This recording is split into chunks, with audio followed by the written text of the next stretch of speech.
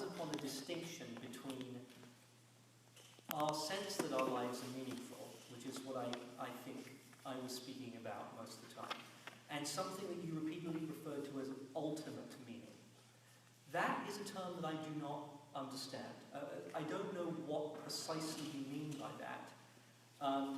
So maybe we can start there. What is the distinction between the sense? I mean, presumably you accept that you can have a sense that your life is meaningful if you don't believe in God, right? Is that fair to say? Sure. Right. So, but you're saying that sense itself is not enough, that there's a bigger or grander sense in which we should be looking for meaning in our lives, which is this ultimate meaning. What is that? Yeah.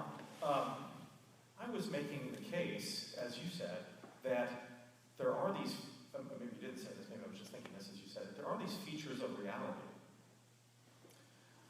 like objective moral values and duties.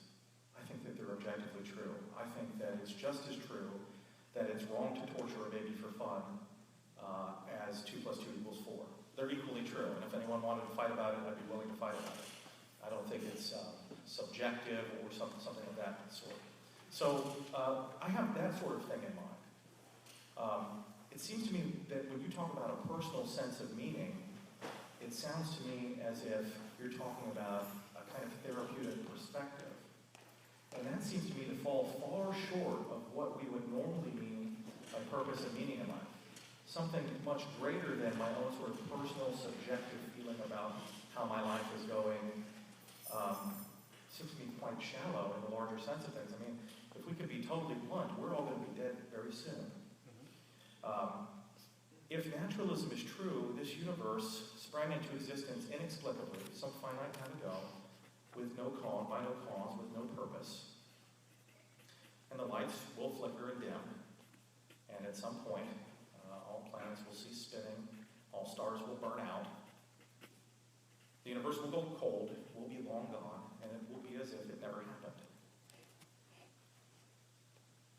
When I was these people's age, I was not in the secular student society I would have liked to have been, but I was a campus atheist.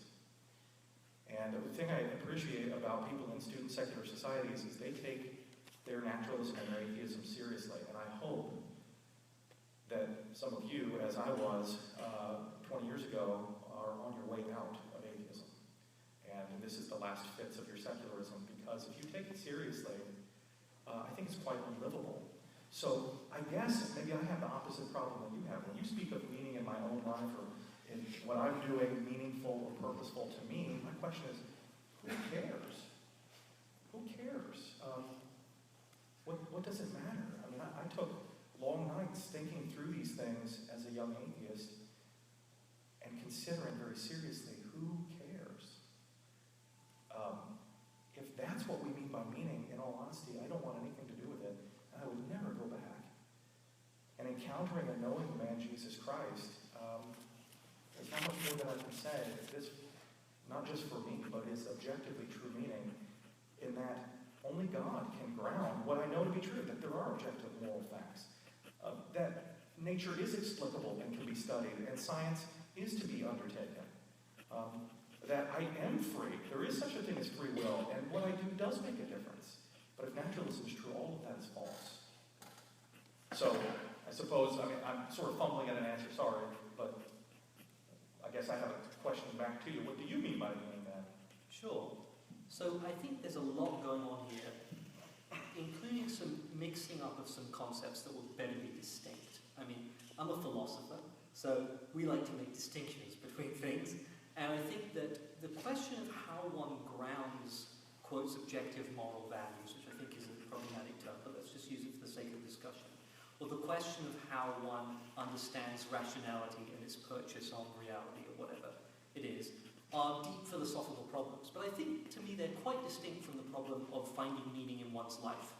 I think it's pretty clear that you can have meaning in your life, which I understand, and most psychologists and cognitive scientists understand, is a pretty clear construct, part of our psychological makeup. To give an example, world-renowned psychologist William Damon calls purpose or meaning a stable and generalized intention to accomplish something that is at once meaningful to the self and is of intended consequence to the world beyond the self. As a standard definition used in textbooks to discuss people's sense of meaningfulness. Now, it seems to me you want to address a different question, really, a different set of interesting theological questions about how do we ground certain judgments that we have about our own capacity to think, our own capacity to make ethical judgments. But that does seem to me as distinct. I can see where they would intersect. But I think it's useful to at least acknowledge, okay, at least we can agree that we can have a sense of the meaningfulness of our own lives, and on the other side of it, a sense that our lives are not meaningful, whether we believe in God or not. Right? That's a problem that people who believe in God face. It's a problem that people who don't believe in God face. There are plenty of very religious people who come to me in my work who talk about their doubts and how that's wrecking their sense of meaning in their life. This is not something that people who are religious are immune to, right? So at least we can agree that there is a sense of meaning that one can have that is open to the believer and the non-believer alike. And the challenge of finding that sense of meaning is similar for the believer and non-believer alike. But there's this other level, right, which is the questions like how do we ground objective moral values and stuff like that, which you think is important to meaning, but I'm still not sure how it is important. So you ask me the question, who cares, right? If the end of it all is the eventual heat death of the universe, and everybody is dead, and nothing we ever did could change that, why does that have any bearing at all on the relationship I have with my boyfriend, or with my family, or if I have children with my children? Indeed, isn't it a horrific thing to say that none of those things mean anything in themselves? That is actually a form of nihilism. To say that our relationships with other people, our goals, our hopes for ourselves, the way we treat each other, is literally meaningless because in the big scheme of things it doesn't change the end of the universe, is a form of nihilism. And I find that unlivable. I mean, I believe that what we do matters. It matters to us, it matters to the people we affect, and that is enough. I don't see the need for anything bigger than that.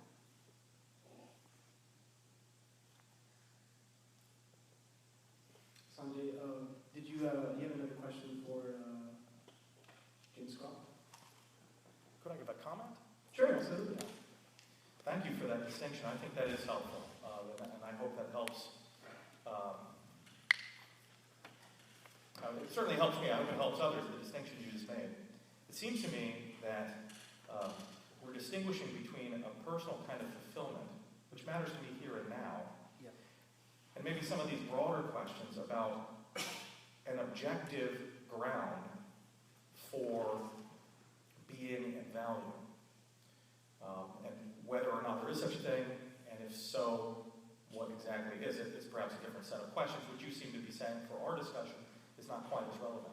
I guess I am making a connection between our personal fulfillment and that objective ground of being and value. As I made the case, naturalism doesn't provide any objective ground for being and value.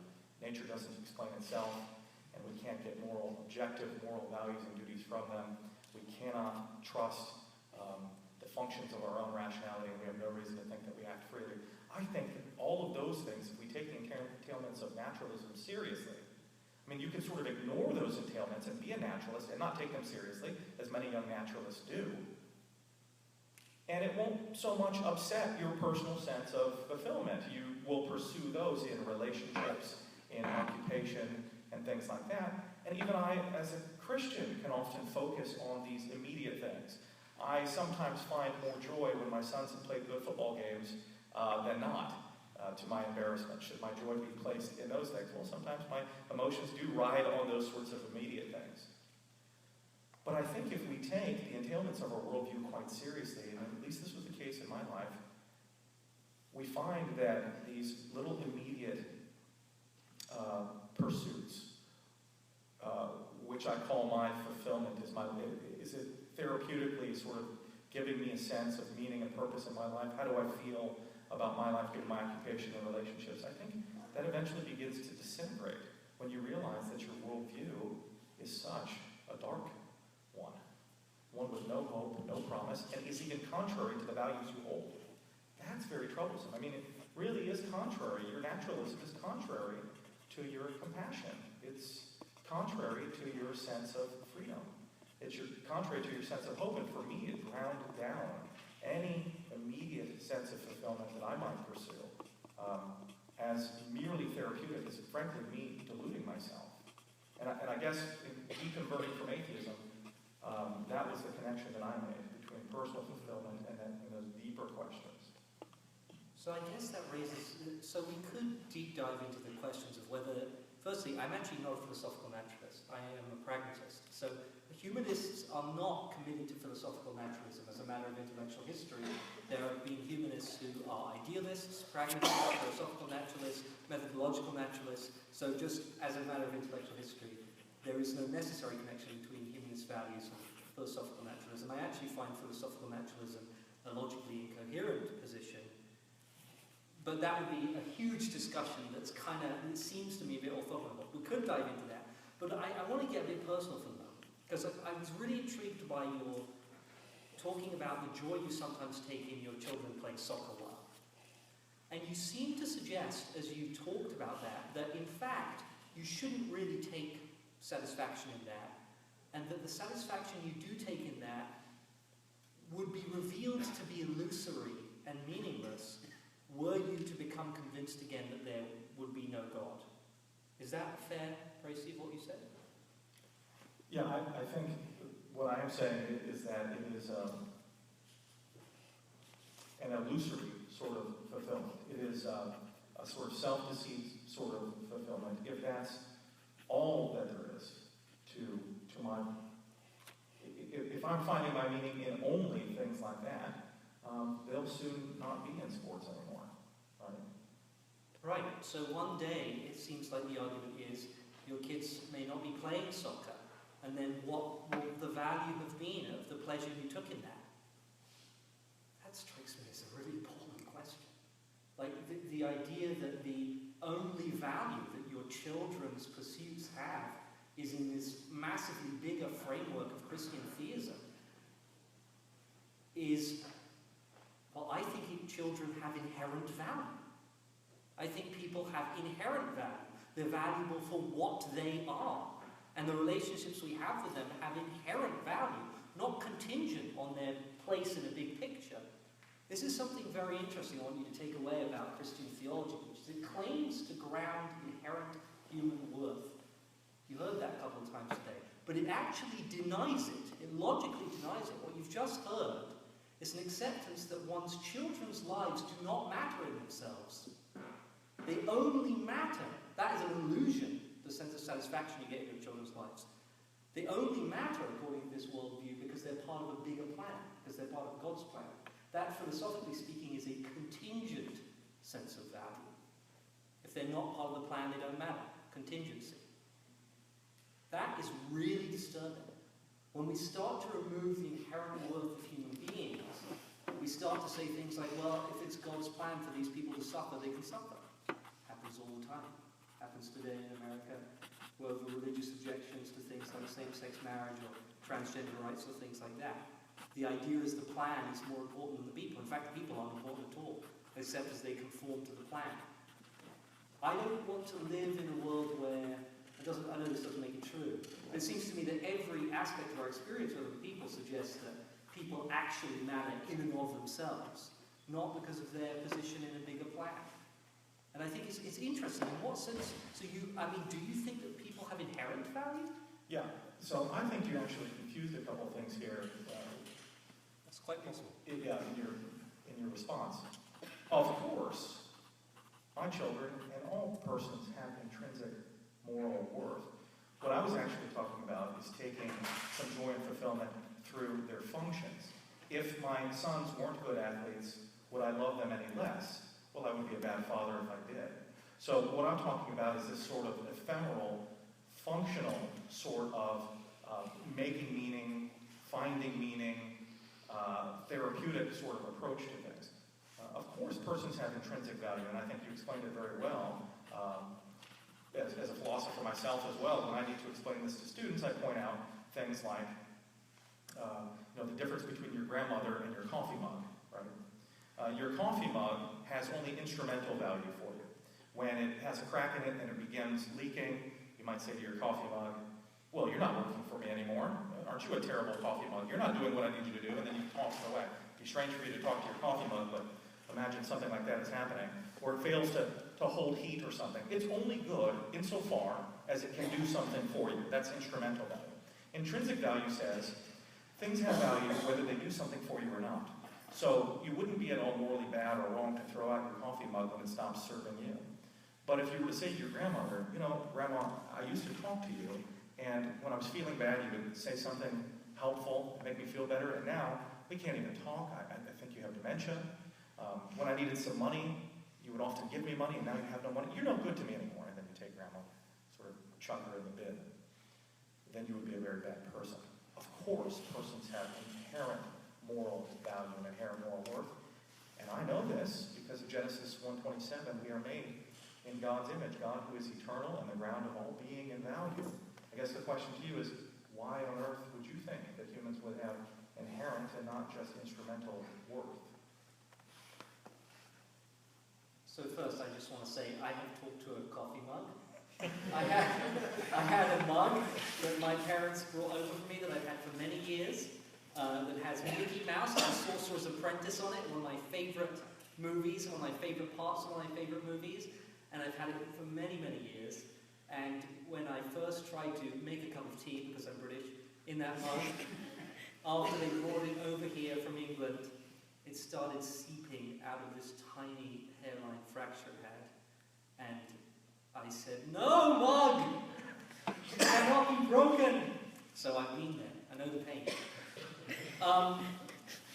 The question you pose is incoherent. I don't mean this as a rule, but I'm just going to go into full philosopher mode right now. Firstly, you have a direct logical contradiction in your argument. You say, of course people have intrinsic worth, and how I know this is because they are made in God's image. That's a direct logical contradiction. Things that have intrinsic worth, by definition, have worth because of the properties that make them what they are, not because of their relationship with other things. That's called, in philosophical terminology, a relational account of worth. Because A was made by B, A is valuable. Because, if you play out the argument, B has a particular sort of value.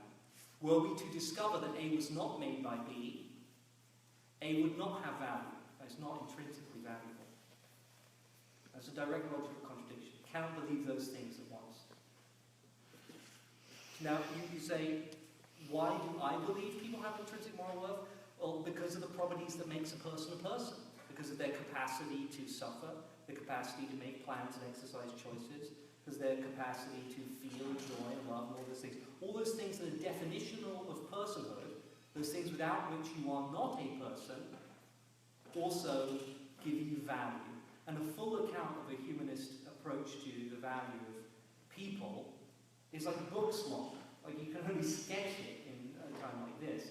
But essentially, you can approach thinking about it by saying, when we make evaluation or judgments, what sort of capabilities are we using? We're using capabilities of reason. We're using our emotive capacity to like certain things or prefer certain things over other certain things. That's what an evaluation is, to rank things, right?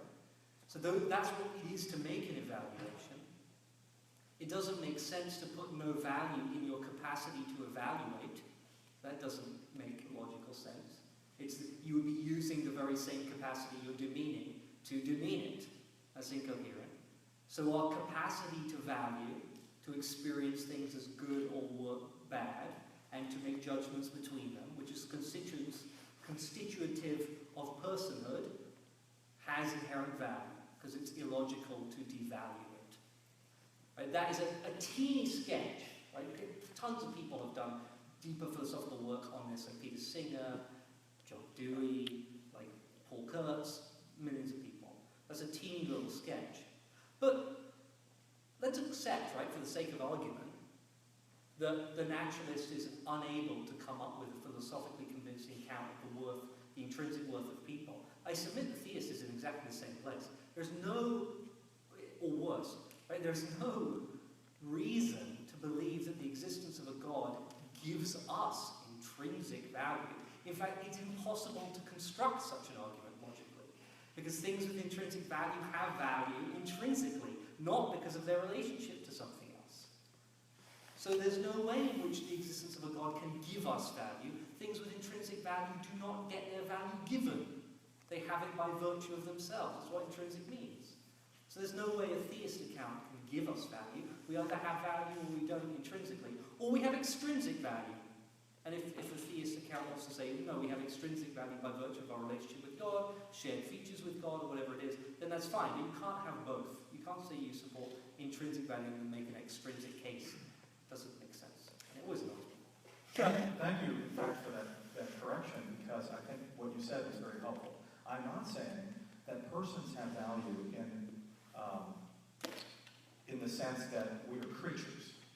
Creatureliness, being made by God, is what gives us value, because I think that we can use badgers for hats. Badgers are also creatures, but I don't think they have intrinsic moral worth. Sorry if I offend anybody who really disagrees with that. I understand there are vegans and other moral perspectives on that, but I think that we can use badgers for hats. So I don't think being a creature, that is being made by God, gives something intrinsic worth. What I'm saying is, God does make things, and some of those things do have intrinsic worth in virtue of how he makes them. So he has made intrinsically valuable things, and I would say some of the indications of intrinsic value are some of the things that you mentioned: autonomy, also a moral sense, high levels of rationality are all indications that you are interacting with an intrinsically valuable being. Consider this. Suppose that you do pass through the wardrobe into Narnia, and you encounter a beaver who is very helpful and wants to help you because there's an evil witch out to kill you for entering into Narnia. And Mr. Beaver takes you to his home, and you meet Mrs. Beaver, and you have dinner with them. Mr. Beaver is indicating to you in all of these ways, showing relationality and a moral sense and high-level rationality, that he's a person. It would be wrong to use Mr. Beaver as a hat, right? Or to kill him and eat him or something like that. There you've killed a person. He's not just a beaver, he's a person. So indications of personhood, of intrinsic moral value, are things that we observe and we recognize, and they are real features of the world. Now what I'm saying is, God makes things with intrinsic moral value. I mean, if humans have intrinsic moral value, you say it can't be given. Well, of course it's given. I mean, I'm not an eternal being. I'm a contingent being. My being was given from something. Perhaps it's nature. Of course, I don't think that. But it does come from somewhere. My being comes from somewhere. And in virtue of what I am, I have intrinsic moral value. Now, I have an account for where human free will comes from. A sensible account of where human autonomy, where human moral sense, where human rationality comes from. And I've said that nature is not going to give you those things. Taking some atoms and bumping them together for as long as you want is not going to get us to human moral worth. It's not even going to get us to human consciousness. So, Mr. Croft has said he's not a naturalist, he's a pragmatist. My question is still, what is your account? How is it? I understand that you recognize, as I do, and we all do, that humans have intrinsic worth. But why do they have intrinsic worth? So that was a very interesting response, because it seems to me to concede the case. I mean, it seems to me to concede the case for theism in this entirely. Not the case for theism, but the case for the necessity of theism for grounding these values entirely. If it is the case that these qualities of people are, as has just been said, features of the natural world, which can be observed by everybody, regardless of their religious position, and recognized correctly as indicators of the moral value of persons, that process is as open to the theist as it is to the atheist. The question of justification of where or how that came about is irrelevant to the question of the recognition of the worth of peoples by your own argument. I mean, you then went on to say, oh yes, but there's an additional question of, well, where does that come from? Which is maybe an interesting question. But it's not necessary to recognize the qualities and to respond to them appropriately in an ethical way. So it seems like we can recognize that we're dealing with people. We can recognize that people have intrinsic value. We can respect their intrinsic value or not as we choose to act in our own lives. And we can come up with whatever justifications for the existence of that we want. But it has no logical entailment on the way that we should approach them. The way that we should approach them is dictated by the nature of the qualities that we observe in them, which, as has been said, is a part of the natural world. And that means that, I mean, intriguingly, that's exactly the position the founder of the ethical culture movement made. He was a particularly weird sort of humanist who said that your theological and metaphysical positions are irrelevant to the question of how you should treat people, because the fact of personhood is observable through our interactions with other people, and our challenge is to respond to that. You can believe about God whatever you like, that doesn't change your responsibilities to people, because we can see people and interact with them and make judgments about them. It seems to me that's pretty much the position that's just been opened to us by that response.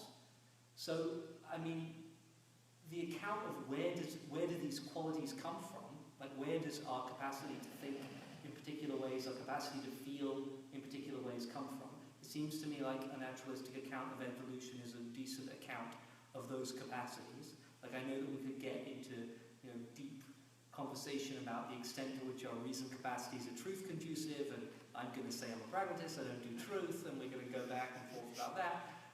But it actually seems to me that we've got to a point where we can agree. It is possible, within simply our interactions in the natural world, to recognize correctly the intrinsic worth of persons and respond in an ethical way. That's all I think you need to make serious decisions about how you live your life and to make your life meaningful.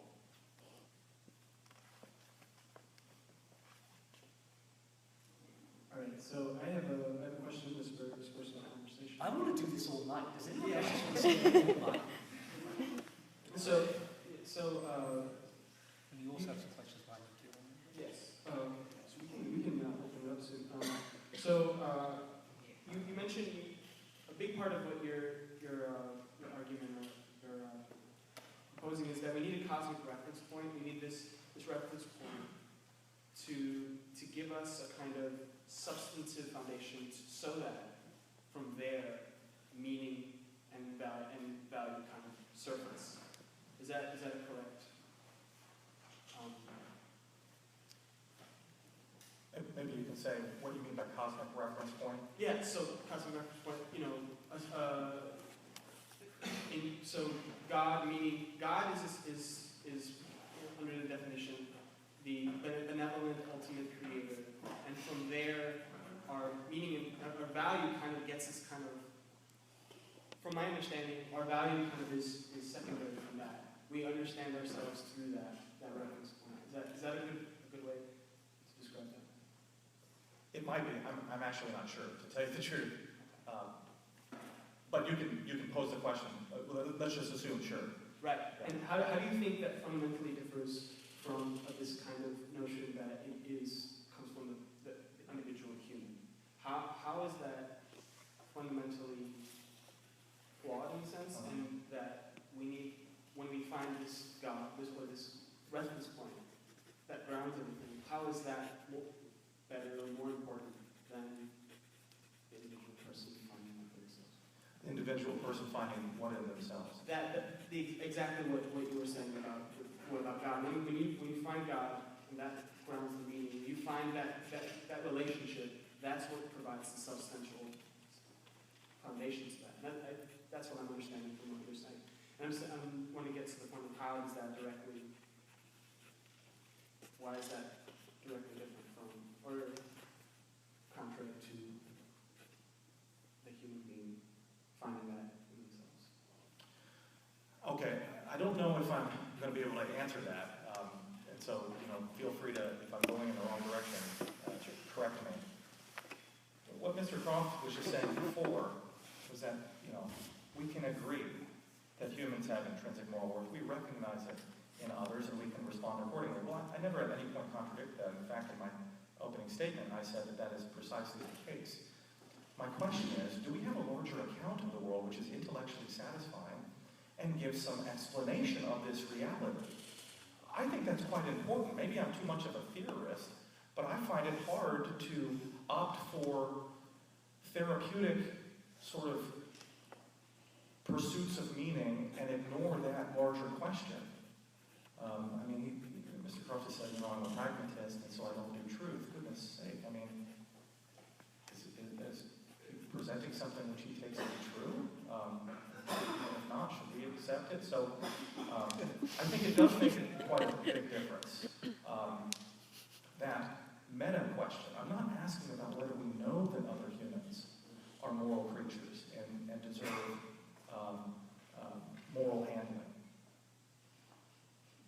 The why question is not irrelevant.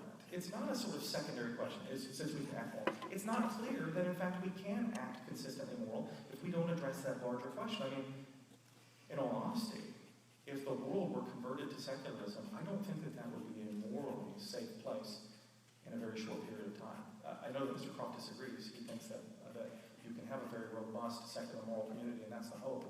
I seriously doubt that because of the intellectual disconnection, of the serious intellectual disconnection and want of an explanation for these things. A psychopath will simply say, sure, cruelty is bad and kindness is good. I prefer cruelty. Like somebody who says, I like oysters. And I might say to them, that's gross. I would never eat oysters. Well, to each his own. So in that sense, I do think that they are relevantly connected. I don't exactly know what to say to that, except that it seems to me reasonably clear that there isn't a particularly strong link between the extent to which a society is religious or not religious, and the extent to which that it provides a good environment for its citizens to grow up in. I mean, there are plenty of societies around the world that are profoundly religious, that accept many of the arguments we make today about God and the role, and God's role in ethics, which none of us here would like to live in. And the obvious example is ISIS, right, which is a profoundly religious movement, which is grounded in a certain moral conception of the world, which uses God as the center of its moral commitments, but it's not a particularly, I mean, at least from my perspective, not a particularly ethical society. And on the other hand, there are profoundly secular societies. The Nordic countries are often offered as examples where pretty much nobody calls themselves religious and almost nobody goes to church or anything like that, which provide wonderful welfare states and beautiful public transport systems and great outcomes for their people in terms of the length of their life and their educational attainment and all the goods that we seem that we want. So, and of course the opposite is true. There have been horrific secular nations and wonderful religious ones. So I don't see, I feel like it's a bit disturbing to hear the idea that if people lost their belief in religion, then we could expect some sort of moral downward trend. Firstly, because I see no empirical evidence that that's the case, but also it does kind of suggest some hint of an argument that you explicitly rejected at the beginning of your talk, that sort of people who are not religious can be good people, which I think is an important thing to assert simply for civil society, the sake of civil society. I mean, we do live in a culture today where people who are not religious are materially disadvantaged in significant ways. America is, I can say this as a European who's come to live here, a very, very religious culture, unusually religious as a developed Western nation. And in this culture, people who are not religious are very often slurred by presidential candidates and high-ranking politicians explicitly as incapable of making good moral judgments. And the idea that a secular society is, by necessity, a worse society is often used to restrict the rights of minorities. I think that that's a bad argument, and it shouldn't be made. It's not good for anybody, the way that argument. It's not good for religious people either. Great. I'm gonna open it up to the audience now. Does anybody have a question for any of our speakers?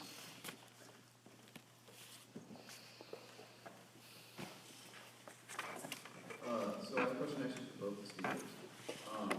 I personally believe in absolute truth, and I believe that meaning comes from sort of a larger quest for what that truth is. My question for both of you is, do you believe in absolute truth, and if so, how does that affect what you view the purpose of meaning to be? Sure. What do you mean by absolute truth? The idea that there is a one singular truth, and that is the essence of what reality is. So the idea that there is one singular truth and that is the essence of what reality is. Could you give me an example of one? So let's take Christian ideology, the idea that there is a God and the things stated in the Bible state things that have actually happened, and the Christian story of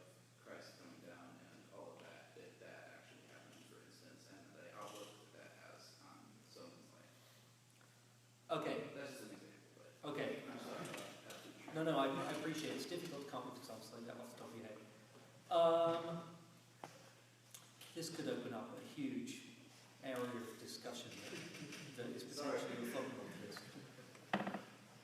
I don't think the concept, so firstly we have to recognize that truth is a concept, right? It's a human-created concept that we use to deal with ideas.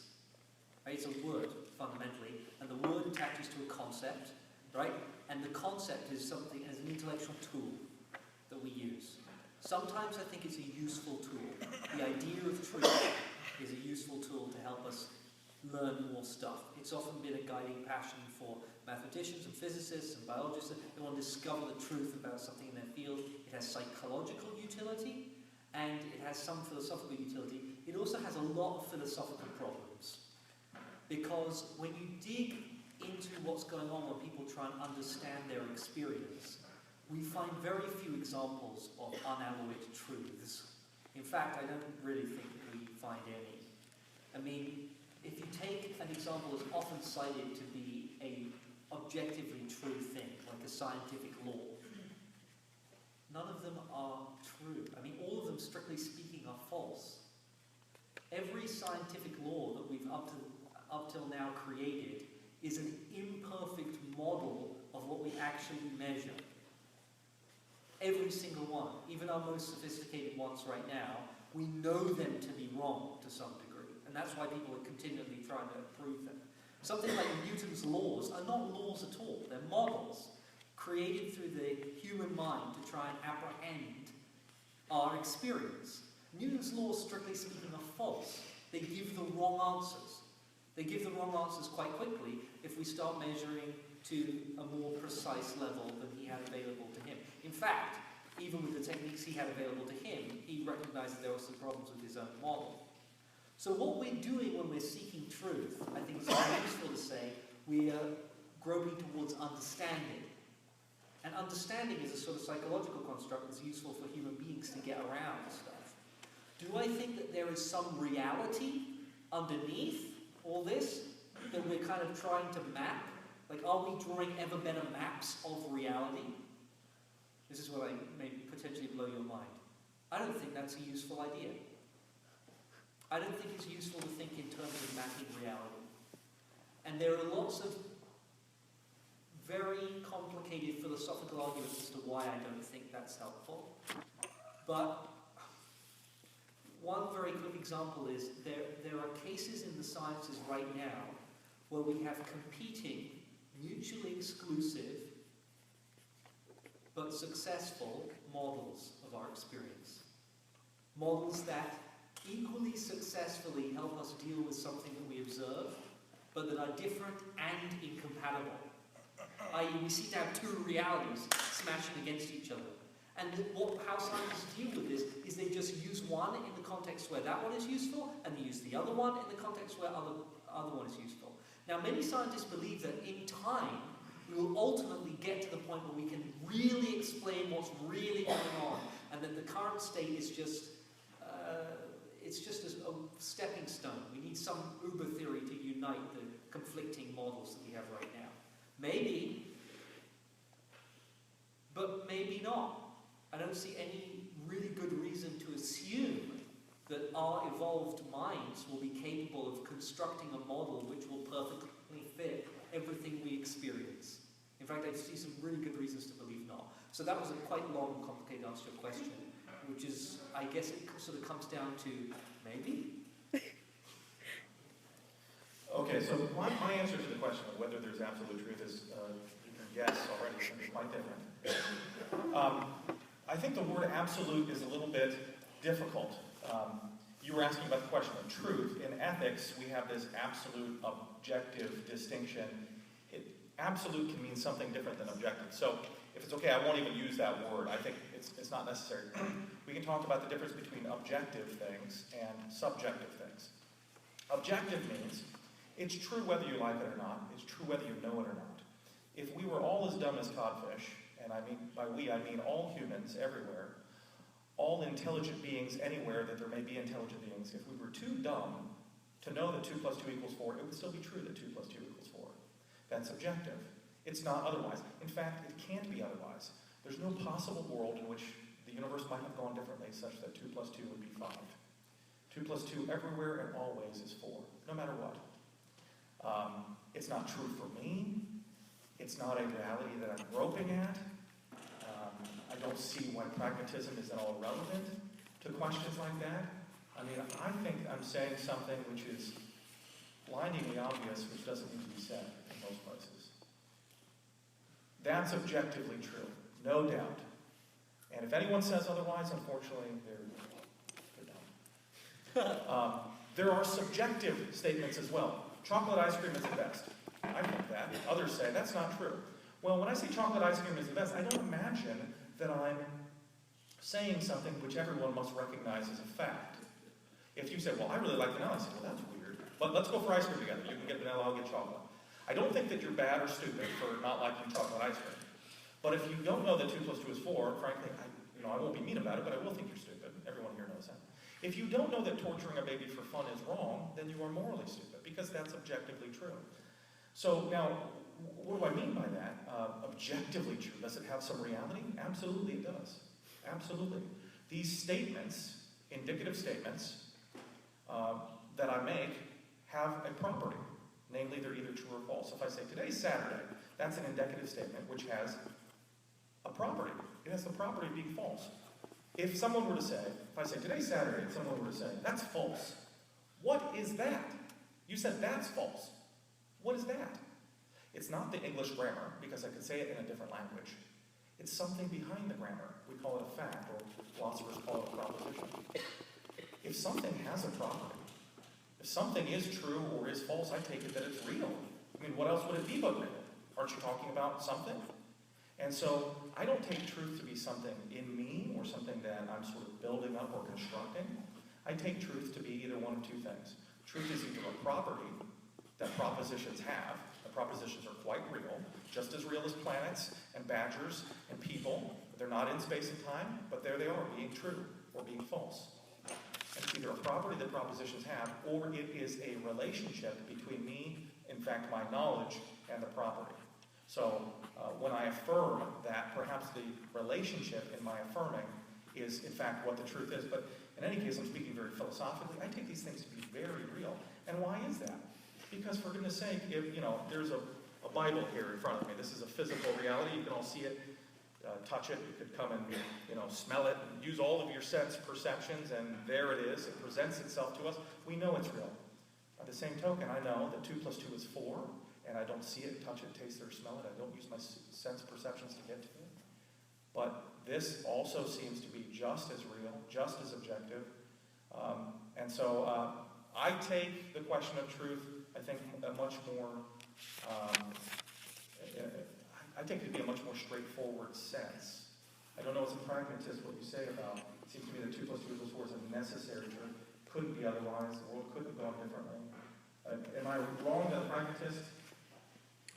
It depends how you understand what you just said. I mean, if you're talking about mathematics, then mathematics is a definitional system, a symbolic system based on axioms that we created in order to do particular work. So obviously by definition, you're correct, but we created definitions. If you're talking about something which mathematics was created to explain, right, something underneath that, then we would have a super long discussion about the relationship between our conceptual apparatus and the rest of our experience.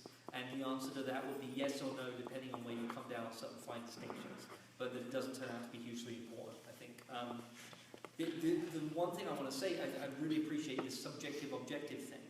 I think that subjectivity and objectivity are actually significantly more complex than people often understand, or people often consider.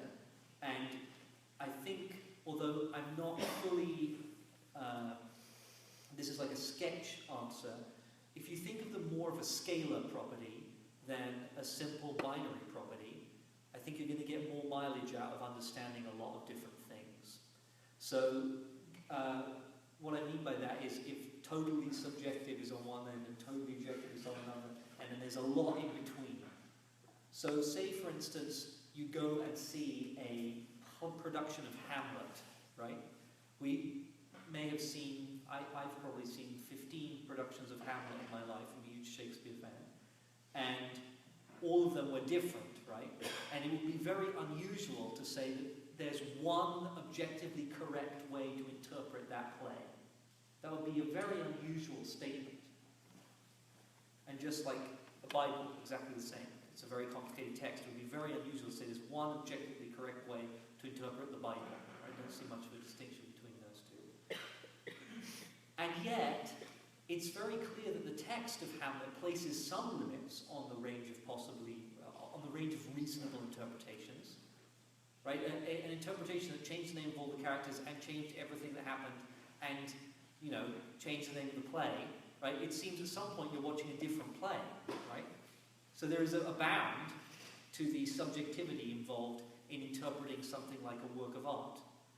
Now, the epistemological tradition that I come from, epistemology meaning the study of how we understand things, says that science is a lot more like interpreting art than it is different. That in fact we're doing a similar sort of interpretive work with our experience of the natural world. And that's kind of a way to understand where I'm coming from here. It relates to the question of the objectivity of moral values or ethical decision making, because I think that we're doing a similar thing to interpreting Hamlet when we do that. We have a set of, as we've accepted, existing facts about other people in the natural world. Their capacities, their desires, their hopes, their dreams, their fears, which we can observe. And our job is to try and interpret them intelligently to get certain results. Now, we can reasonably disagree sometimes over what is ethical, but there's a limit to the reasonable disagreement that we can have over what is ethical. And that's kind of how I think about it. It's not totally subjective, but it's not. There's no totally objective. It's not. Does anybody else have a question? That was a deep question. Can we have an easy question?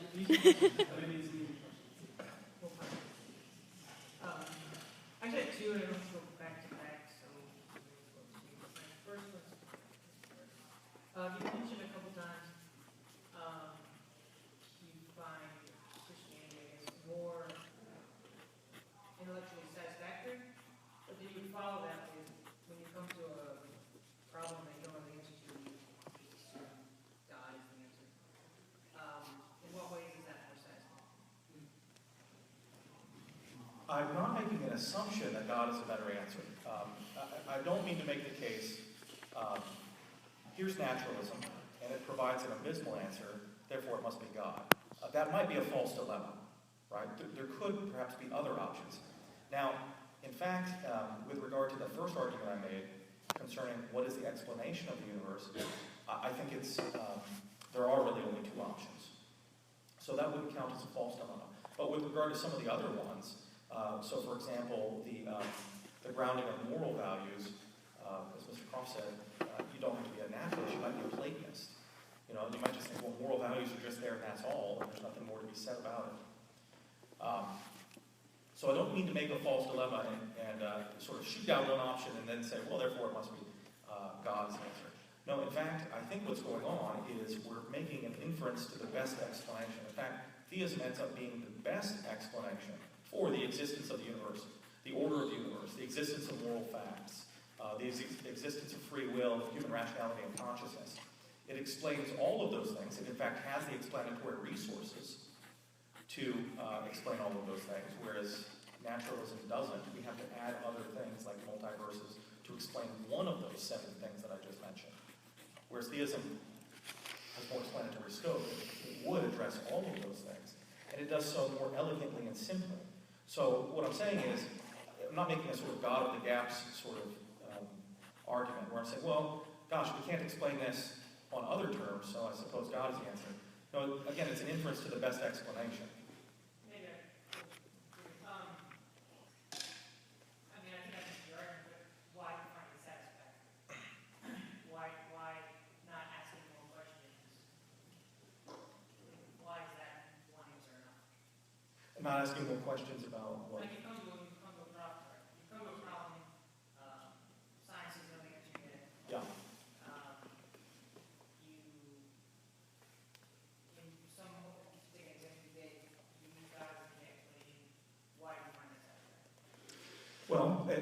you're asking what, right. So the fine-tuning of the universe, we don't have a scientific explanation of that. We have certain conjectures. Maybe there are other universes, and beyond our space and time, there's some mechanism that's popping out universes all the time, and we ended up in one that turns out to be exactly like ours, provides us with the reality that we find. Is that so surprising if there are a potentially infinite number of universes? Do we need a designer to explain that? Well, you notice that, you asked, why do we give up on scientific explanations? In principle, there can be no scientific explanation of the fine-tuning of the universe. Because the fine-tuning of the universe is not, in fact, a scientific question at all. Science can't address it. We're asking how science got to be the way it is. We're asking the question about the nature of the laws of physics. Science itself doesn't have anything to do with the nature of the laws of physics. That's a philosophical, metaphysical, and in fact, theological question. So, yeah, of course we're giving up on science when we're asking for an explanation of the universe, because if science is what explores the universe once you have it, it's not the thing that you use to get an explanation of it, right? So for example, sometimes I ask students very broadly, what explains the universe? And sometimes people will say, usually college freshmen, just off the top of their head, evolution. Well, of course, we know that evolution is no explanation of the universe. You have to have biological life before you have evolving things, right? So, isn't that right? I mean, until you have biological life, you don't have evolving things. So it's not an explanation of the universe, let alone life itself. We have to go to a deeper science. So of course we give up on the hard sciences when we ask about the nature of the universe. The hard sciences can tell us nothing about the provenance and order of the universe. It just doesn't even do that.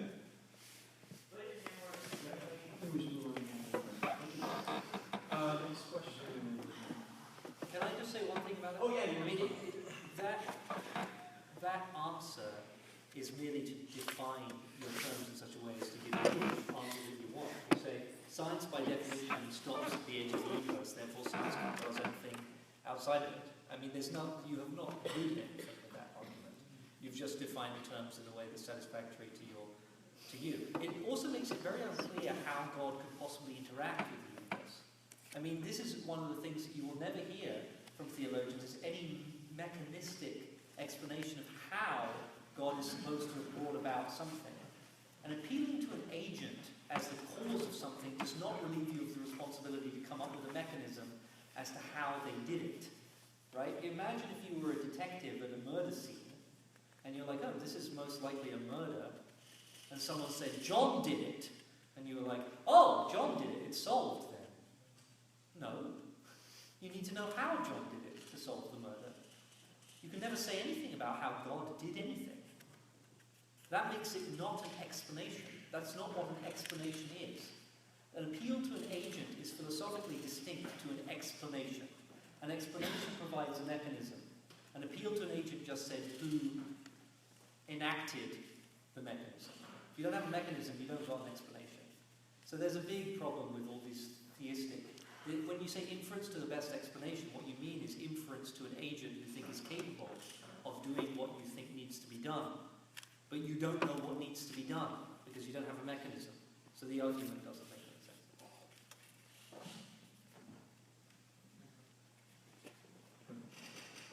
My question is to Sir Croft. Sir Croft? Yes! First of all, I am really impressed by whatever you have said. I don't know if I've made full out of it or not. But the thing is, I have a very general and easy question. And you see, sir, there are a lot of situations in your life which perhaps change your meaning of life sometimes. Right before coming to States, my plan has extended 1 more year. And then the starting of that 1 year, I was like, why this has happened to me? But then end of the 1 year, I have realized that something which has given me a new direction and a new meaning and new people into my life. So the question is, who is driving my life? Is it driven by me, but which is not in my control? So who is driving it? And if he is driving it, so why should I not believe into him to give my meaning of life? That's a super interesting question. I mean, I think, and what I tried to convey in my presentation is that life is sort of a negotiation between us and what we want and the situation in which we find ourselves. It's sort of like a dance, right? We can't just do whatever we want. We don't have the ultimate freedom that some of the less sophisticated existentialists felt that we had. We have to deal with the fact that our capability to act is limited in all sorts of ways. But we do have a certain freedom to respond in different ways to the things that happen to you. So in your circumstances, when your program was extended a year, you have a choice of how to respond to that, even if you can't change that. You can't stop it happening. You can't take back the time that you had to spend doing it. But you can decide how you respond to it. And in that, there's a certain sense in which you can generate a sense of meaning. But, you know, I think people can also find a sense of meaning by giving themselves over to other people or something else, or even God, to guide their life. It's very clear to me that some of the people with the most profound sense, and here I'm talking in the psychological sense, you know, the profound sense of meaning are religious people who live in contexts where they've given up a lot of their decisions to some external system, some concept of God, some religious order, or something like that. And these people often have a very strong psychological sense of meaning. And as long as they're not hurting anybody, you know, I'm totally fine with that. I think one of the things I want to stress is I have quite an ecumenical view of meaningfulness. I think people can find it in lots of different things. And I think that it's very distinct from ethics, for instance. People often, particularly in history, have found deep senses of meaning committed to wicked causes. That just seems to be a fact that I think we have to accept. And just one of the things that helps us note that the sense of meaningfulness of our lives, that which makes our lives meaningful, is different to being a good person. And you can be a bad person and have a strong sense of meaning. But anyway, that's how I think about it. I'll try to talk shortly. Do you have a response for that, or we can go to the next question? No, I think that was a question for him. Great. All right. Okay, let's go over to the front. All right, so my question is for Dr. Merchant.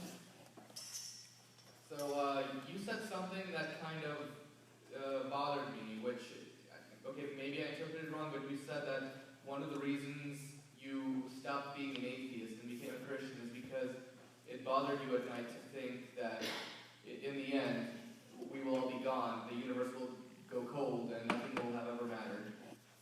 And that just kind of makes me think, like, you know, I'm an atheist, and one thing that I value a lot is intellectual honesty. And so, when I think that, you know, if the universe will end in heat death and all traces of life will be gone, what difference does it make? You know, the truth is the truth. If that is the truth, then, you know, you deciding to believe in Christianity isn't going to make a difference. You know, it might pacify you to, you know, it might make you sleep better at night to think that in the end, you're going to die, you're going to see your relatives who have passed, and you'll have fun for all eternity. But, good question. Do you think that it's intellectually sound to do that? Is it intellectually honest to believe in what you said, if I'm interpreting it correctly? Yeah, that's a great point. Thank you for raising that. If that's all that there were to it, then I think that you could make the case of intellectual dishonesty. Are you just afraid to see reality for what it is? It turned out to be not what you wanted, and so you chose a different reality on the basis of your fears. I think that's a fair claim to make, again, if that's all there were to it. I think what those experiences for me did is brought to my recognition the fact that I cannot ignore real objective features of reality that seem to militate against that kind of nihilism. Again, that persons have genuine intrinsic worth is something that really caused me deep consternation, because I knew that. But as a thoroughgoing naturalist, someone committed to the ideas that everything is reducible to nature, including moral values, and recognizing that moral values might have been quite different if evolution had gone differently, and therefore they're not actually objective. And even if they were objective-ish, that evolution now says, given the way that it went, that these things are bad, we really have no moral duty to care what evolution wants. I mean, how does it make sense to speak of what evolution wants? As I was thinking through these things, it brought a deep recognition to me that I don't believe those things. I don't believe the nihilistic entailments of the sort of naturalism that I hold. And so, what happens is, as your mother told you, one man's modus ponens is another man's modus tollens. She probably never said that, but in any case, if naturalistic evolution is true, then there are no objective moral values and duties. Well, I took it, naturalism is true, therefore there are no objective moral values and duties. Live with it. But why not take it the other way? If naturalism is true, then there are no objective moral values and duties. That's right. There are objective moral values and duties, therefore naturalism is false. And so that raised the possibility of reversing the argument for me. And so it's not just a motivation of fear. I think that, and I hope that with the case that I made, you might disagree with it and provide some counter-arguments, but I hope you see that it's a rational case that I made. I mean, I'm giving reasons, and again, you might disagree with the reasons, but at least I'm trying to do that. And so I think for me it is very much a rational conversion, not a fear-based conversion. You don't have a response to that? I don't have a response. I just want to affirm what Professor Merchant said, and that I think that many religious people hold their faith on the basis of what they consider to be good reasons. And it sounds like that's the case here. Hi, this is for Mr. Brown, and I wanted to address a comment that you made. Maybe you made it sort of candidly, where you said that religious people can have, their place belongs if they can hurt anyone. And I don't know if that's something that you want to elaborate on a little bit further, but this is in regards to something a little bit more practical in the sense of policy, legislation, and where I think obviously our belief systems come to fruition. And so this is on the basis of what you mentioned earlier with personhood, with autonomy, with free will, and how do you reconcile the lack of what you identified earlier as personhood and meaning for persons who cannot experience those qualities of personhood, and then specifically get into a more legislative standpoint, how do you reconcile the intrinsic meaning with specifically abortion? Okay. So that would be a whole different discussion in itself. I point you to YouTube where I've engaged in that discussion if you'd like to find it. I think your question answered itself in the sense that you said, how can you deal with persons who do not have the requisite qualities to be persons? They're not persons. I mean, that is what your question implied, and I think that that's the case. I think that there's a point in our biological development before which we are a person, and after which we are a person, and our responsibilities towards people change depending on the extent to which we demonstrate these characteristics. In fact, this is perfectly intuitive. We all understand that our moral responsibilities are different towards children than towards adults. There are things that we do to young children, like babies, for instance, like put them in playpens, which if we did that to an adult, that's called putting them in a cage. We recognize that people's level of development and their capacity to understand what's going on and to make personal choices and to understand those choices is central to how we treat them ethically. And I just think that we extend that common sense argument right back to before birth. I think it's exactly the same as we make moral decisions right now in every sphere of life. I don't think there's anything mysterious or different about it. And in fact, that speaks to a bit of a question about the relationship of biological evolution to ethics. I do think it's the case, and I think it's quite clearly the case, that had evolution come out a different way, our ethical thinking should be very different. And in that sense, any given ethical law, right, is not really a law in itself, but is contingent upon the nature of the sort of beings that we were. For instance, if you can imagine that we had evolved to be creatures where being physically struck hard was pleasurable to us, like Klingons, right? They love bashing each other about with their big knobbly heads, right? They sort of bang, and they enjoy that. We could have evolved like that. Some creatures, some dinosaurs seem to have evolved in that way, right? Then it would not be unethical to do that to each other. It would be ethically good to give someone pleasure by giving them a good punch in the face.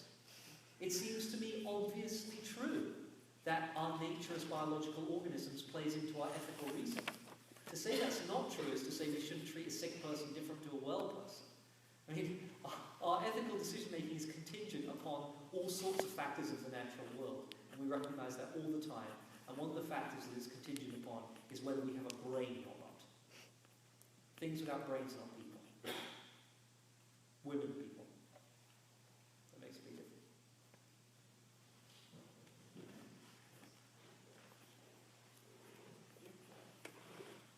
So I guess my question is for Mr. Croft. You said that truth is a model which is useful sometimes, and you just used that exact example right there.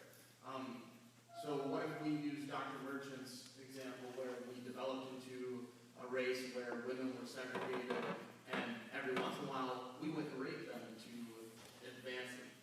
Would you say that that is ethically right then? It would depend on the experience of the organism involved, right? So first you have to recognize we would not be talking about people as we're talking about people today. We're talking about a totally different type of organism.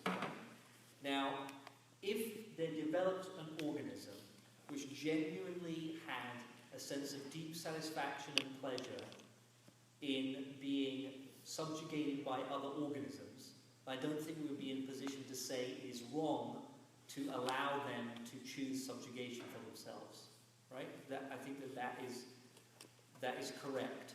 That doesn't have any bearing on who we are as actual people, right? Because we're talking about a totally different organism. So, I mean, we can construct these interesting thought experiments where weird ethical outcomes would happen, but I think that what that demonstrates is that our ethical judgments are contingent on the sort of biological organisms that we are, and quite obviously so. Like the position that says an ethical truth is an ethical truth in all possible worlds is totally unintelligible. I could say, well, okay, to treat someone this way when they have these characteristics is right, but if they totally have different characteristics and treating them in that way would have a different effect on them, it's still right. That's monstrous. That's not ethical. There's no response to that. Well, I think this raises the issue that I spoke about.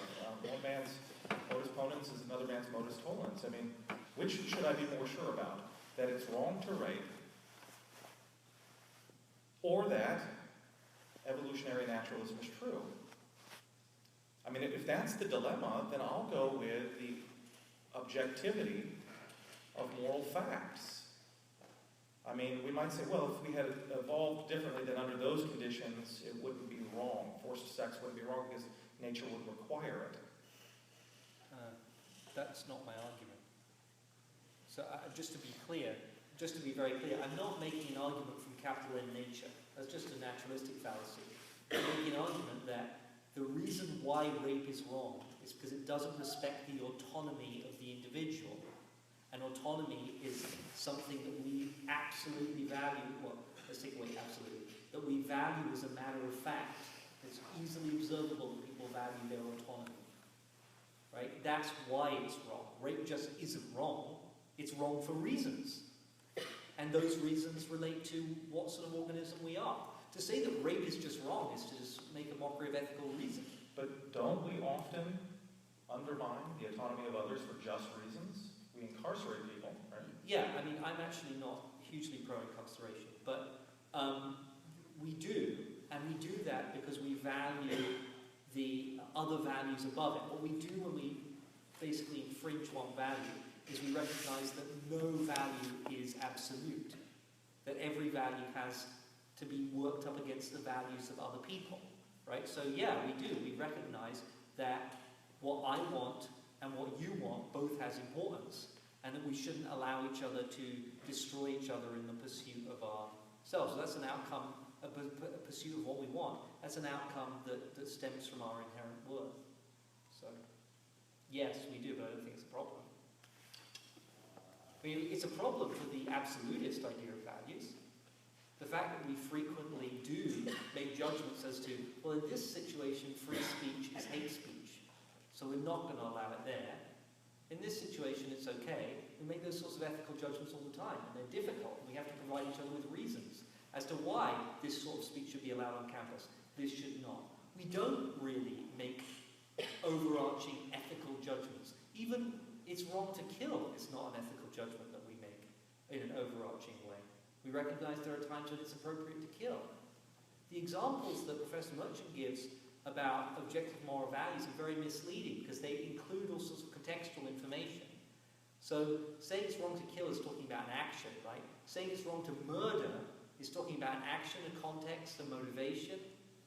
And that is the ethical reasoning that's an important part of the whole process. What makes it wrong is kind of hidden there. So let me give you, say something, or explain something. Yeah. No, rather ask something. Okay. That's what I'm doing. The responses to the two last questions now are confusing me. We've been saying that we agree on the inherent or intrinsic value of persons, but in the question about abortion, you said, well, for children, who I take to be persons, Yes. full persons and members of the moral community, you seem to be saying that, well, but they're not quite as valuable as adults. We can, for example, put them in playpens. They have when things are inherently valuable, you can't put grades on them. It just means they're valuable.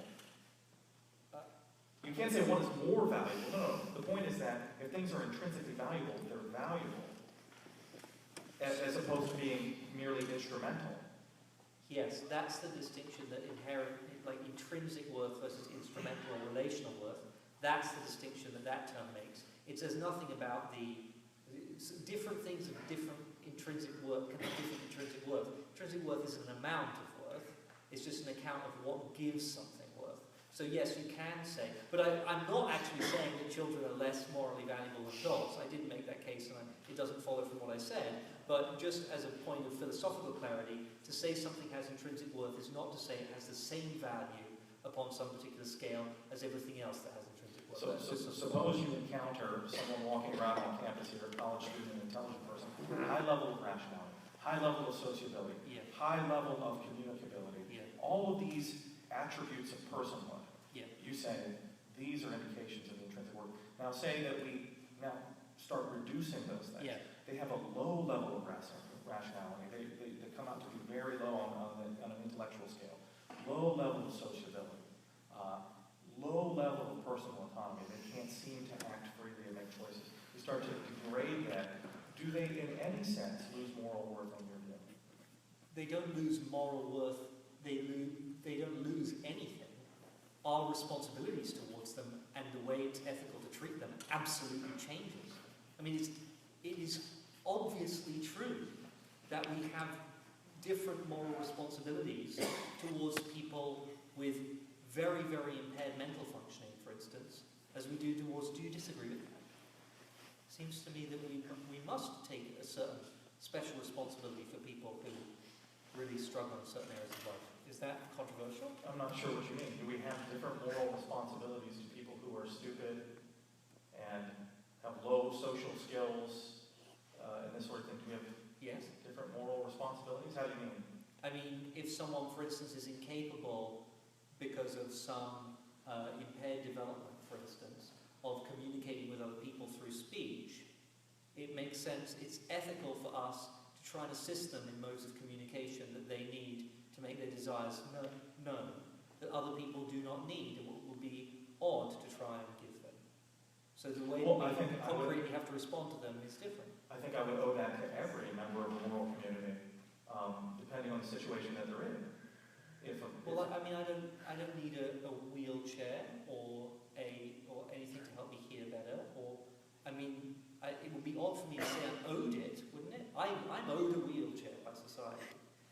Even though I can walk around, that seems an odd statement to make. It seems to me that society doesn't actually owe me that because I have different capabilities than someone like my grandmother who because of polio she couldn't walk. It seems more sense to say we have an ethical responsibility to provide her with a means of locomotion than I have to it. Well, in any case, to my confusion, Well, wait, is that a concession that you're moving the point?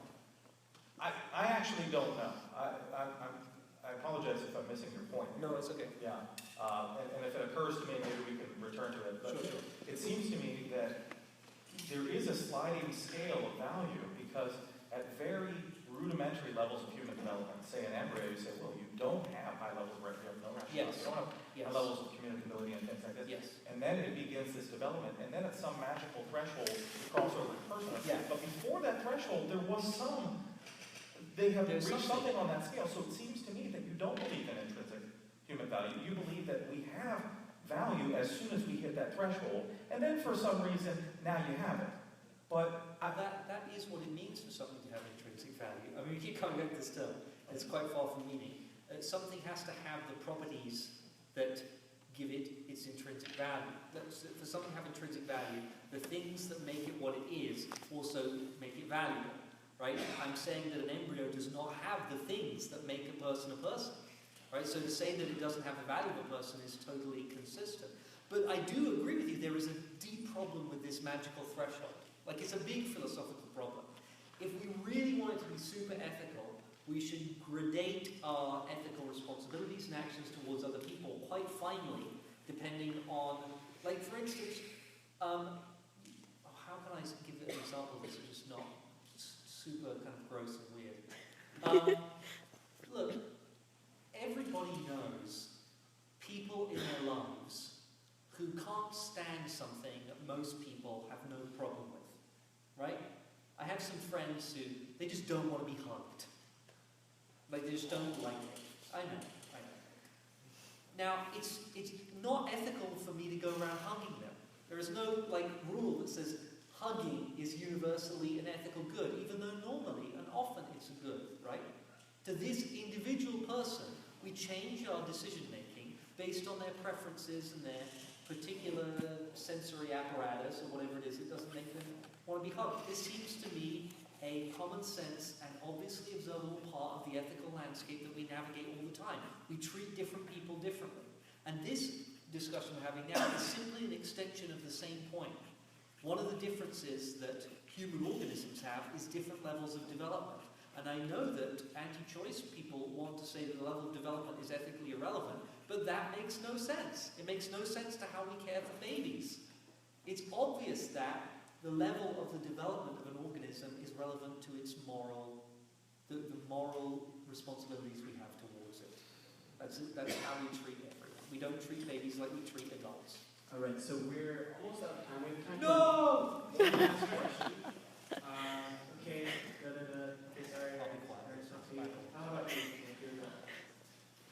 This is related to what you guys were just talking about now. I agree with you that we should differentiate and treat people differently based on how much they participate in the qualities of humanity. My question for you is, why should we provide more, say, for someone who participates less in the qualities that make them human? That would be my question. That is actually a really, I'm just going to give a very brief answer. I don't know that I have a good philosophical justification for that. That is a really, really interesting question I was thinking of while we were having this discussion. Because it seems like that if we extended that to a general principle, we should seek to make person-like everything that isn't person-like. Like our highest ethical responsibilities would be towards stones. Perhaps that is a mistaken ethical commitment, right? Perhaps, I think, it's always difficult to, it's easy to mischaracterize Peter Singer and demonize his work. It may be that he would say to me, no, you're just mistaken about that. You have some moral intuitions that are wrong. I'm not sure. I mean, I think that it's pretty clear that we should differentiate and we do differentiate our ethical decision-making on the basis of the extent to which someone displays certain person-like qualities, right? Why that means we have particular responsibilities to people who demonstrate them less is a really, really interesting question. I think you could attack it from the area of virtue ethics and say that it says something about us and the qualities that we hold dear as an individual. You could attack it from something like equity ethics or social justice ethics would enable you to get there. But it does seem like there is this magical threshold, and I think it's a genuine philosophical problem in my position. I should probably think about that. Well, our conversation seems to have turned to this interesting and important question of personhood, which is relevant in abortion. I'll just say to some of this, while it's true that we do have particular moral responsibilities to some persons which we don't have to others, I don't think that has much to do at all with the intrinsic value of a person. For example, if a woman is sitting by a poolside, and at one end of the pool is her child drowning, and at the other end is a child that she doesn't know drowning. And she couldn't possibly get to both. And for some reason, if she reaches one, she'll save the one, but she must sacrifice the other. I don't think she's doing anything bad by going to save her child, because she has particular moral responsibilities to her child. Now, all things being equal, if her child weren't drowning, she would go attend to the other child, because of course she has moral responsibilities even to the stranger child. But not the same kind of peculiar responsibilities that she has to her own child. But that doesn't say, in any case, that her child has more worth or value or anything like that. It's just that she has different responsibilities. To this question of whether something is intrinsically valuable depends on the qualities that it has. I think that we ought to say, when we're speaking of human persons, you're not intrinsically valuable because of the capacities that you have, because of the thing that you are. We know that you're that thing because you have those capacities. That is, it's an epistemic issue to recognize that you can respond, that you have relationality, that you have rationality, that you have autonomy. Like when I see Mr. Beaver, when I cross into Narnia, I realize he's a person. And so that indicates to me personhood.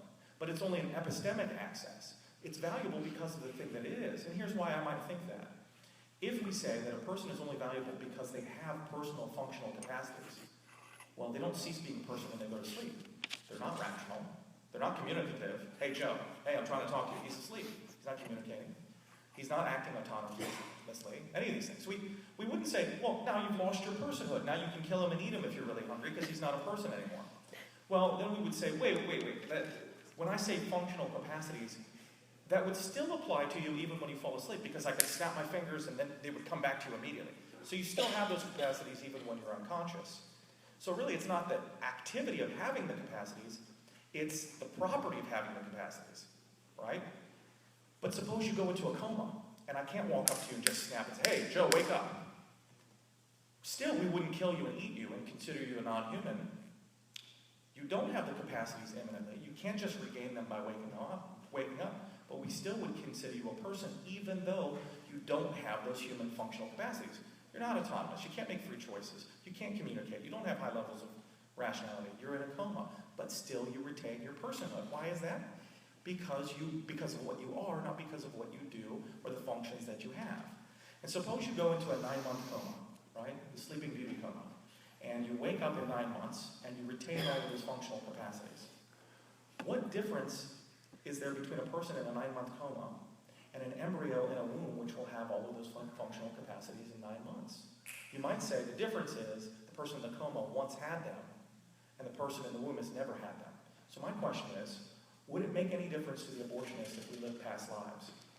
It's kind of a weird thought experiment, but would it make any difference to the abortionist if we live past lives? To know that the thing that you're aborting potentially did have human functional capacities in a previous life, I think that they would say, okay, I don't believe that, but even if it were possible, it doesn't make any difference to me. You can still abort. Which indicates to me that the abortion rights activist has no real interest in intrinsic human value. It's merely a choice of convenience, I think. We have a couple minutes left. I'd like to give the opportunity for both speakers to give closing statements. Briefly, we have a couple minutes. So closing statements to kind of summarize and pull together your tonight's talk. Who do you want first? Since Sanjay went first, why don't you go first? Okay. So, to close, I am actually not going to recap any of the arguments that we've just had. We've had a very wide-ranging discussion over philosophy and ethics and what constitutes a person and all that stuff. And it's been fascinating and I've really enjoyed it and I appreciate the opportunity to participate in it. I am going to take off my philosopher hat right now and put on my humanist congregational leader hat. When I made my presentation, I told a story about a time in my life when I felt hopeless, a time when life didn't seem meaningful to me, and about how that made me feel like life wasn't worth living anymore. Recently, a very good friend of mine, someone who I love dearly, attempted suicide and was very, very nearly successful. If he had not been found by his friends in the nick of time, he would be dead now. He felt unloved and isolated, and that his life was meaningless. So he decided to end it. And what I want to tell you today is that all of you, whether you believe in God or not, need to know that if you ever feel like that in the future, hold on. Because your life is precious. There are people who love you, and you are not alone. Whoever you are, whoever you love, whatever your gender identity, race, bodily ability, background, whatever you've done, whatever you believe, your life matters. Hold on. Because the one thing that will prevent you from living a meaningful life is envy.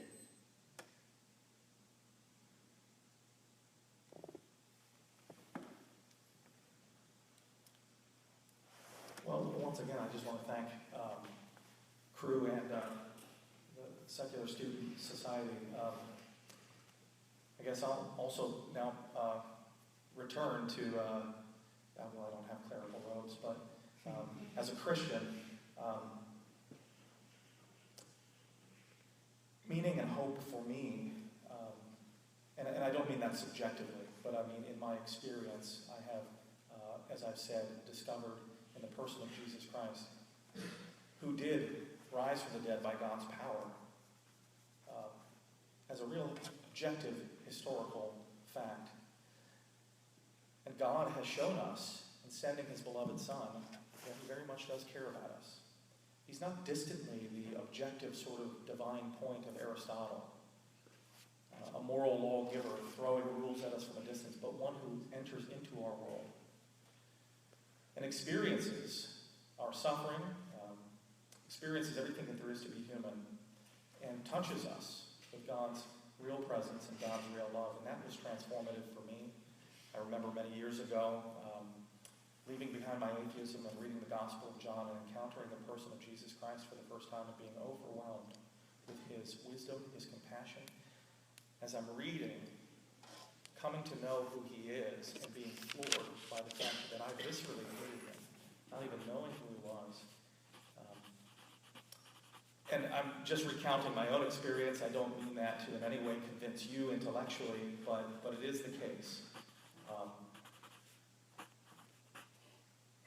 And so, against my own nihilistic worries, the Word of God broke through, and Paul, in response to the resurrection, says, "Death is swallowed up in victory. O death, where is your victory? O death, where is your sting? The sting of death is sin, and the power of sin is the law. But thanks be to God who gives us the victory through our Lord Jesus Christ. Therefore, my beloved brothers, be steadfast, immovable, always abounding in the work of the Lord, knowing that in the Lord your labor is not in vain." And the washing away of the veil of vanity over my life was a work of God for which I am very thankful. And my hope is that you too will find that your work is not in vain, that your life is not in vain, contrary to the nihilistic philosophies that are so impressive, I think, in the society that we find ourselves in now, and so influential. That God has expressed love, that he has entered into our world, and that he does save. And I think you can be an intelligent, rational person and come to know this. In fact, it's not a motivation of fear, but it is a response to the reality which God has presented us to us in Jesus Christ. Thank you. Great. I want to remind everyone that this whole event was brought together by two student organizations. On one hand, Cru, and on one hand, the Secular Student Society at UIC. So if you want to get any more information on these two groups, talk to me for the Secular Student Society, and talk to to Daniela, who's over there. So you can get more information, sign up, and get involved, and have more discussions like these. So I joined you